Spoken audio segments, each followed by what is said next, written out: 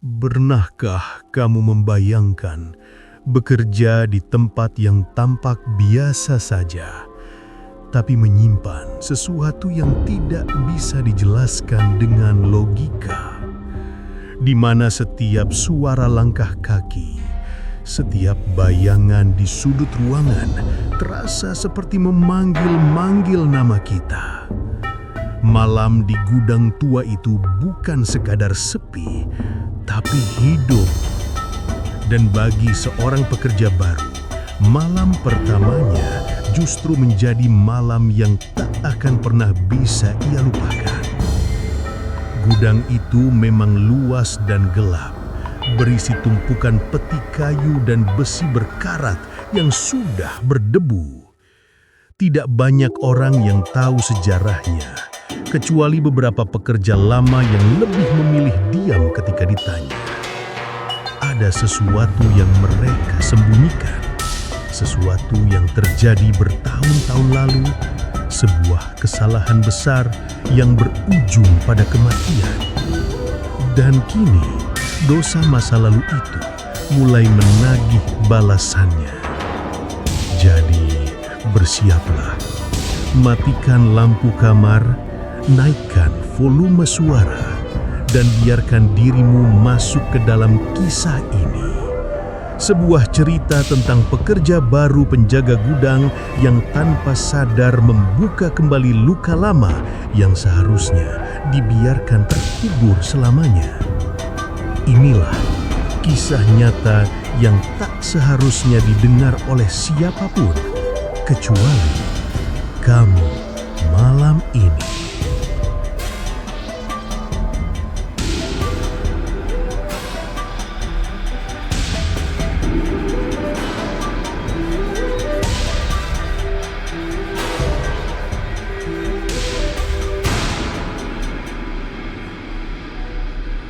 Malam itu hujan turun pelan di kawasan industri pinggiran kota. Angin membawa bau besi karat dan debu semen. Seorang pemuda bernama Arif, usia 23 tahun, baru saja turun dari ojek online di depan sebuah gudang tua bertuliskan PT Gunung Indo Jaya. Ia baru diterima sebagai penjaga malam menggantikan pekerja lama yang katanya mengundurkan diri mendadak.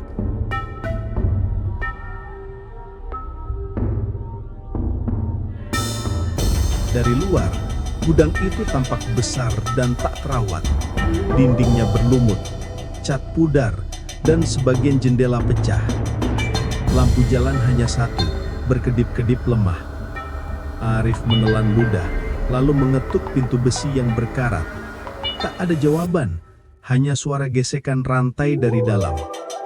Seorang pria tua keluar dari balik pintu. Wajahnya keriput, mata tajam namun sayu. Kamu Arif ya, penjaga baru. Suaranya berat seperti merokok seumur hidup. Arif mengangguk, sedikit gugup. Saya Pak Warto, katanya singkat. Saya kepala gudang di sini. Di dalam gudang aroma lembab dan debu menyesakkan dada. Lampu neon putih pucat menggantung di langit-langit tinggi, sebagian mati. Rak-rak logam berisi kardus dan peti kayu tersusun berantakan. Kamu jaga dari jam 8 malam sampai jam 5 pagi, kata Pak Warto sambil menyerahkan kunci. Jangan keluar sebelum pagi. Setelah Pak Warto pergi, suasana menjadi benar-benar hening. Hanya suara tetesan air dari atap bocor yang terdengar. Arif duduk di kursi plastik di dekat pos kecil, menatap jam dinding yang bergerak lambat. Cuma semalaman, apa susahnya? Gumamnya mencoba menenangkan diri. Sekitar pukul 9, Arif mulai mendengar sesuatu. Suara langkah pelan di antara rak-rak logam. Ia bangkit, menyorotkan senter ke arah suara. Tak ada siapa-siapa, hanya debu yang berterbangan. Tapi suara itu kembali terdengar, kali ini seperti langkah seseorang yang menyeret kakinya. Ia memanggil, "Halo, ada orang?" Tapi tak ada jawaban. Hanya gema suaranya sendiri yang membalas. Saat ia memutar arah senter ke rak paling ujung, ia melihat sekilas bayangan seseorang berdiri diam di balik peti kayu besar. Arif menahan nafas. Bayangan itu tak bergerak. Ia memberanikan diri mendekat. Langkahnya pelan, detak jantungnya makin cepat. Tapi ketika ia sampai di sana, tak ada siapa-siapa. Hanya peti kayu terbuka sedikit. Di dalamnya tampak kain lusuh dan karung-karung kosong. Arif menatap sekeliling, merasa dia sedang diawasi. Tiba-tiba, lampu di atasnya berkedip cepat, lalu padam sejenak. Saat menyala kembali, ia melihat sesuatu di lantai, seperti bekas seretan darah yang kering memanjang menuju pintu belakang gudang. Ia merinding. Mungkin cuma karat, katanya menipu diri. Tapi hatinya tahu itu bukan karat. Ia mencoba menenangkan diri, duduk lagi sambil menyalakan radio kecil yang ia bawa. Tapi di tengah lagu lawas yang berderak pelan, suara lain muncul dari frekuensi, seperti bisikan seseorang menyebut namanya dengan lirih. Arif. Ia segera mematikan radio itu, menatap ke sekeliling dengan nafas tersengal-sengal. Mungkin sinyalnya jelek, pikirnya. Tapi rasa takut itu tak mau pergi. Setiap bayangan di sudut ruangan terasa seperti mata yang menatapnya diam-diam. Ia mencoba berkeliling gudang untuk memastikan semuanya aman. Senter di tangannya bergetar karena gugup.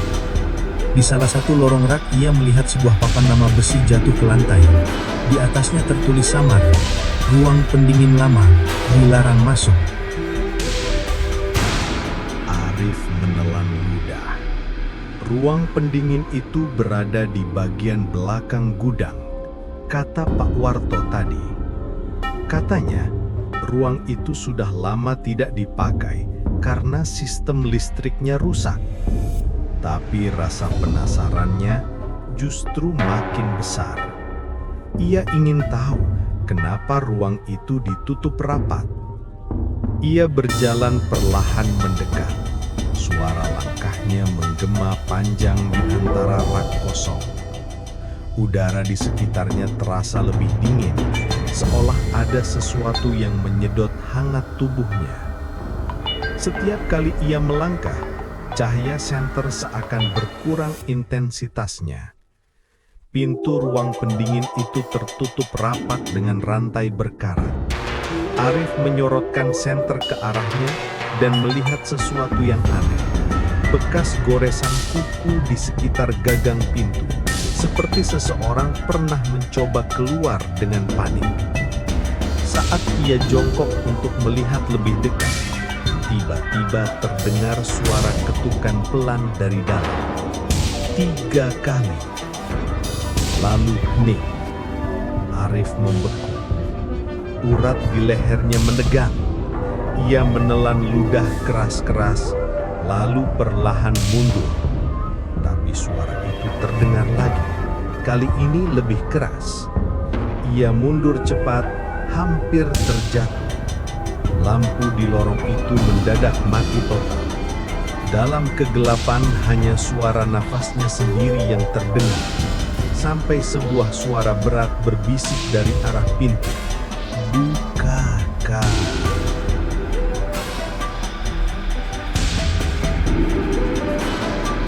Arif berlari ke pos jaga. Tangannya gemetar saat mencoba menyalakan semua lampu lewat panel listrik tua.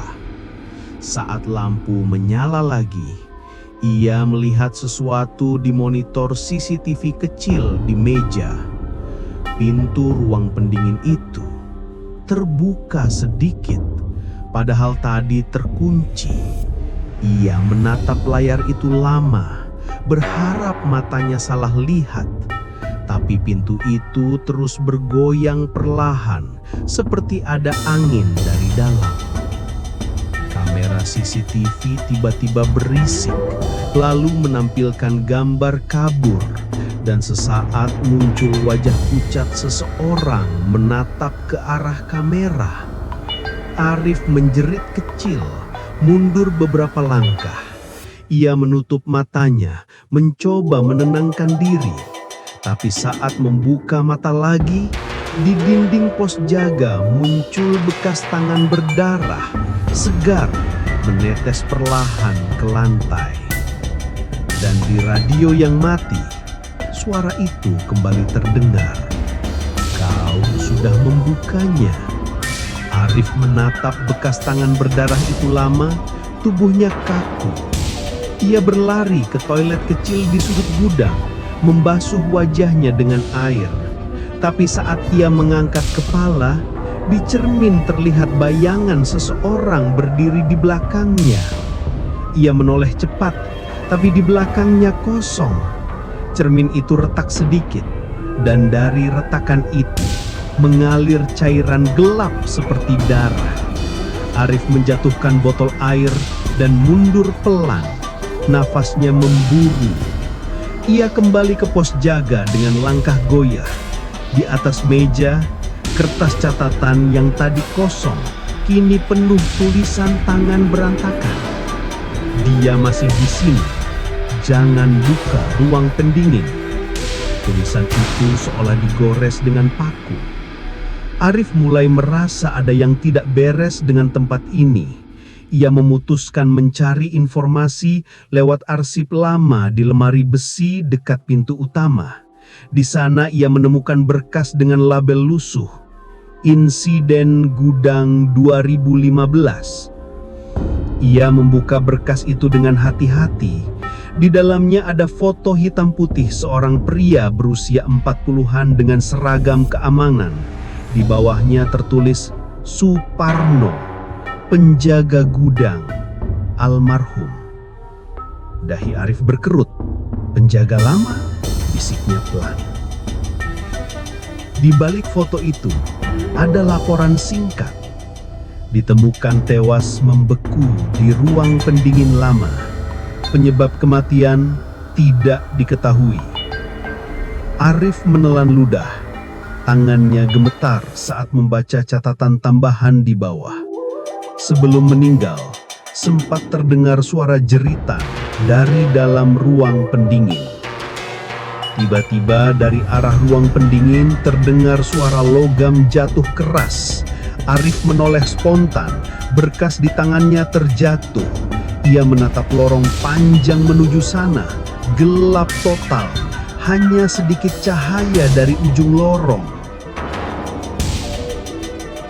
Ia berjalan mendekat perlahan, kali ini sambil menggenggam kunci besi sebagai senjata. Jantungnya berdegup cepat, tapi rasa penasaran menekan rasa takutnya. Kalau benar ada orang, aku harus tahu siapa, pikirnya. Sesampainya di depan pintu pendingin, rantainya sudah terlepas seluruhnya. Pintu itu sedikit terbuka, menghembuskan udara dingin yang menusuk tulang. Dari dalam terdengar suara lirih seperti tangisan perempuan. Arif berdiri di sana, tubuhnya bergetar. Ia memanggil, "Halo, ada siapa di dalam?" Tapi tangisan itu berhenti, sunyi. Lalu perlahan dari kegelapan muncul tangan pucat dengan jari-jari membiru meraih celah pintu. Arif terpaku memandangi tangan itu. Udara dingin dari ruang pendingin membuat napasnya keluar seperti asap. Perlahan, pintu itu terbuka lebih lebar, menampakkan sosok perempuan dengan kulit membiru dan rambut panjang menutupi wajahnya. Tubuh perempuan itu kaku seperti es, tapi matanya terbuka menatap lurus ke arah Arif. Bibirnya membiru, suaranya serak pelan. "Kenapa kau buka?" Arif mundur, tubuhnya bergetar hebat. Arif berlari sekuat tenaga menuju pintu keluar, tapi pintu utama gudang terkunci rapat dari luar. Ia menendang, memukul, berteriak minta tolong, tapi tak ada siapapun. Dunia di luar terasa jauh, seolah gudang itu memenjarakannya dalam dimensi sendiri. Dari balik lorong, terdengar langkah pelan mendekat. Tek, tek, tek. Disertai suara gesekan rantai besi. Arif menoleh melihat bayangan panjang perempuan itu menelusuri dinding, makin lama makin dekat. Ia bersembunyi di balik tumpukan peti, menahan napas. Suara rantai itu berhenti tepat di sampingnya. Ia bisa mencium bau busuk dan dingin yang menusuk hidungnya. Lalu sebuah suara lirih terdengar di telinganya. "Dia yang mengurungku dulu." Arif menahan teriakannya. Kata-kata itu seperti menembus pikirannya. Ia mulai sadar, hantu itu bukan datang untuk menakutinya, tapi untuk menunjukkan sesuatu tentang masa lalu di tempat ini. Ia melangkah perlahan mengikuti arah hantu itu berjalan. Sosok perempuan itu berhenti di depan rak logam besar. Tangannya menunjuk ke bawah rak, ke arah lantai berdebu.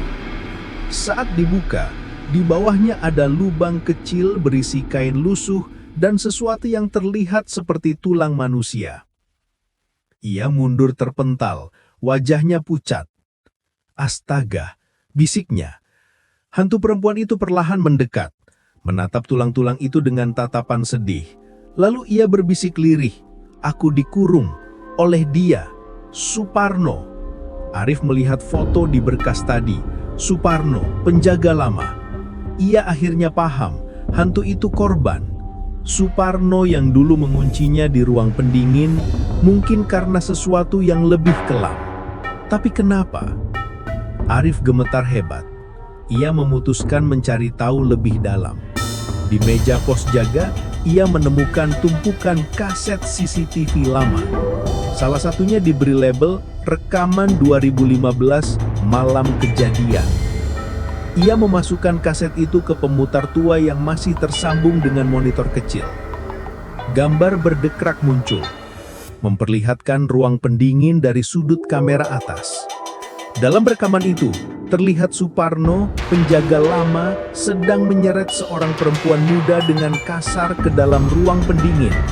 Perempuan itu menangis dan berteriak minta ampun, tapi Suparno menutup pintu dan menguncinya dari luar. Arif menatap layar itu dengan mulut terbuka lebar. Ia tak percaya. Suparno, pria yang terlihat sopan di foto itu, ternyata pelaku pembunuhan. Dari rekaman terdengar samar suara perempuan itu berteriak hingga pelan-pelan berhenti. Setelah beberapa menit, Suparno di layar kembali ke arah kamera. Tatapannya lurus, dingin, lalu ia berbisik, "Kalau ada yang menemukan ini, dia akan datang padamu." Gambar langsung berdekrak dan mati. Arif melompat mundur dari kursinya. Radio di sudut ruangan tiba-tiba hidup sendiri, mengeluarkan suara jeritan perempuan yang sama seperti di rekaman. Lampu berkedip-kedip liar, lalu mati total.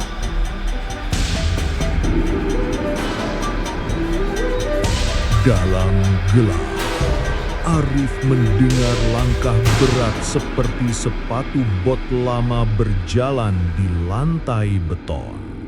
"Suparno," ia berbisik. Tapi yang muncul dari kegelapan bukan sosok manusia, melainkan bayangan hitam besar membawa rantai berkarat. Bayangan itu berjalan lambat ke arahnya. Dari balik kegelapan terdengar suara, tapi dia tidak membiarkan. Suara itu bercampur dengan tangisan perempuan. Arif berusaha kabur, tapi pintu-pintu gudang kini menutup sendiri satu persatu. Suara logam beradu memenuhi ruangan. Bayangan Suparno menghampiri, rantainya menyeret di lantai, membuat suara mengerikan. Tepat saat bayangan itu hampir menyentuhnya, sosok perempuan beku muncul di antara mereka. Ia berteriak dengan suara menggema, membuat seluruh gudang bergetar. Bayangan Suparno lenyap, meninggalkan hawa dingin menusuk yang membuat Arif hampir pingsan. Arif jatuh tersungkur di lantai. Tubuhnya menggigil hebat. udara di sekitar berubah sangat dingin hingga embun muncul di napasnya. Suara perempuan itu kini terdengar lebih jelas, seolah memanggil namanya berulang kali. Dari balik kabut tipis yang menyelimuti gudang, sosok perempuan itu perlahan muncul. Kulitnya membiru, rambutnya menempel di wajah, dan matanya menatap kosong ke arah Arif, penuh duka dan kemarahan. Arif hanya bisa memandangi tanpa bisa bergerak. Ia tahu roh itu bukan ingin menyakitinya, tapi ingin menunjukkan sesuatu. Sosok itu berbalik, berjalan ke arah ruang pendingin, lalu menghilang menembus pintunya yang kini terbuka sendiri. Dengan gemetar, Arif mengikuti arah roh itu. Di dalam ruang pendingin, suhu turun drastis. Es menempel di dinding dan di tengah ruangan terdapat bekas galian besar seperti kuburan yang baru dibuka. Di dalam lubang itu tampak tulang belulang perempuan yang masih mengenakan pakaian kerja gudang. Di sampingnya terdapat kartu identitas perusahaan yang telah berkarat, bertuliskan nama Rina S. Arif menatapnya ngeri. Ia baru sadar semua teror ini berasal dari perbuatan keji Suparno yang menguburkan hidup-hidup rekan kerjanya sendiri di ruang pendingin itu. Tiba-tiba lampu berkedip cepat. Dari refleksi pintu baja, Arif melihat sosok Suparno berdiri tepat di belakangnya. Rantai berkarat tergantung di tangannya, wajahnya separuh membusuk. Dia tidak boleh tenang. Suara Suparno bergema, lalu rantainya menghantam lantai, menimbulkan getaran yang membuat dinding berderak. Arif menjerit, mencoba lari, tapi pintu tertutup keras di belakangnya. Rina muncul lagi di antara mereka, menatap Suparno dengan tatapan tajam. Ia mengangkat tangannya yang beku dan rantai di tangan Suparno tiba-tiba melilit tubuhnya sendiri. Suparno berteriak kesakitan, tubuhnya terbakar cahaya biru pucat. Suparno menjerit sebelum lenyap bersama hawa dingin yang menyesakkan. Hanya terdengar bisikan pelan dari roh perempuan itu. "Terima kasih." Sebelum tubuhnya memudar perlahan dan menghilang sepenuhnya. Arif tersungkur di lantai ruang pendingin yang kini hening. Uap dingin perlahan memudar, meninggalkan bau karat dan debu. Ia mencoba berdiri, tapi lututnya lemas. Di tempat Rina menghilang, hanya tersisa kalung perak kecil yang terjatuh di lantai es. Dengan tangan gemetar, Arif memungut kalung itu. Saat disentuh, hawa panas justru merambat dari logamnya, membuatnya tersentak. Dari kejauhan terdengar suara dentingan rantai, seolah sesuatu masih bergerak di luar ruangan. Ia berjalan keluar dengan langkah goyah. Gudang kini tampak berbeda. Lampu-lampu yang sebelumnya rusak kini menyala satu persatu, menerangi lorong panjang yang basah dan berembun. Tapi setiap cahaya menyala, bayangan hitam bergerak di dinding, tak mengikuti sumbernya.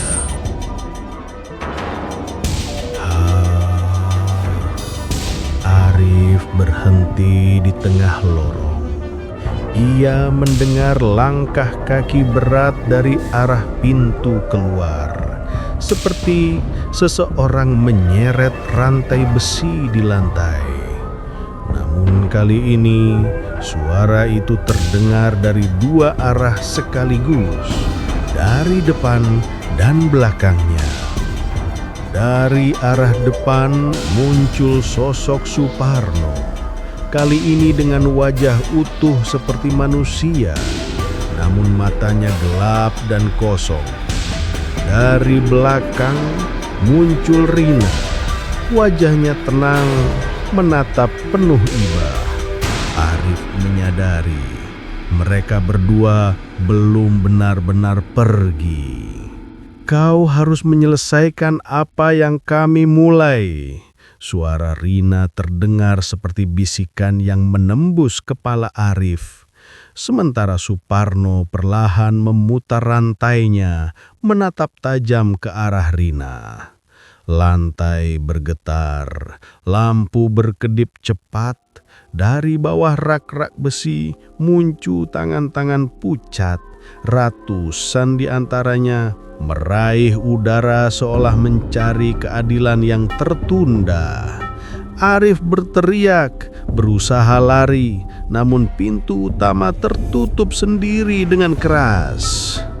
Rina mendekati Arif, menyentuh dadanya dengan ujung jarinya. "Kau satu-satunya yang bisa memutus kutukan ini," katanya lembut. "Buka yang telah dikubur." Lalu tubuhnya memudar, meninggalkan bau melati yang samar. Tiba-tiba Arif teringat tembok lama di ujung gudang yang selalu tampak baru di semen. Dengan sisa tenaga, ia berlari ke sana, mengambil linggis dan mulai menghancurkan dinding itu. Setiap hantaman disertai suara jeritan samar dari baliknya. Ketika dinding itu akhirnya roboh, udara busuk menyergap. Di baliknya ada ruang gelap berisi tumpukan peti kayu dan tulang belulang manusia. Beberapa masih mengenakan pakaian kerja lusuh. Gudang itu rupanya menyimpan lebih dari satu korban. Arif mundur dengan napas tersengal. Ruangan sempit di balik dinding itu penuh dengan peti berserakan. Beberapa di antaranya masih tertutup rapat. Di dinding tergurat tulisan besar dengan darah kering. "Mereka tak pernah keluar." Di antara peti-peti itu, Arif menemukan dokumen lama perusahaan. Kertasnya rapuh namun masih terbaca. Di situ tertulis daftar nama pekerja yang diberhentikan pada tahun yang sama, termasuk Rina dan 3 nama lainnya yang tak pernah dilaporkan hilang. Saat membaca, Arif sadar Suparno bukan satu-satunya pelaku. Ada perintah dari atas.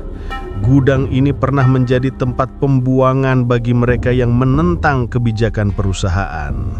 Semua pekerja nakal dikubur hidup-hidup agar rahasia tak bocor. Dinding bergetar lagi, debu berjatuhan.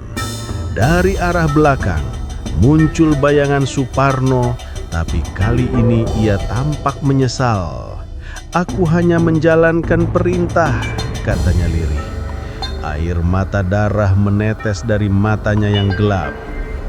"Mereka tidak pernah dimakamkan dengan layak." Suara Rina terdengar dari langit-langit, lembut tapi tegas. Cahaya putih perlahan turun dari atas ruangan, menyinari semua tulang dan peti. Arif menutup matanya, berdoa lirih. Ia mulai mengumpulkan tulang-tulang itu, meletakkannya di tengah ruangan dan menutupinya dengan kain kerja bekas yang ia temukan di sekitar. Setiap kali tulang disentuh, terdengar bisikan terima kasih dari udara.